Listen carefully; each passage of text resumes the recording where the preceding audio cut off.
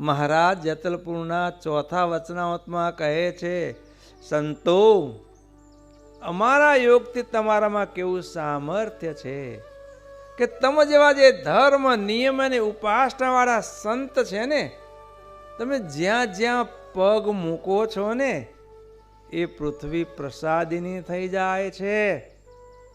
તમે જે નદી સરોવરને વિશે પગ બોળો છો તે તીર્થ બની જાય છે. તમે જે વૃક્ષનું ફળ જમો છો એ વૃક્ષનો પણ મોક્ષ થઈ જાય છે.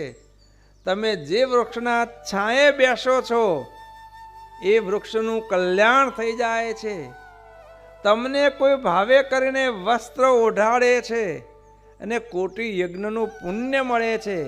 ભાવે કરીને તમને કોઈ જમાડે છે, એના જીવનો મોક્ષ થઈ જાય છે. તમે જેવા ધર્મ નિયમયુક્ત સંતની વાત નોખી છે. શું છે? આ સામર્થ્ય બંધુ જેવું સ્મરણ ભગવાનનું સામર્થ્ય એવું ને એવું એમના યોગે કરી એમના જે સંત હરિભક્ત એમાં પણ બંધુ એ સામર્થ્ય ખીલે છે.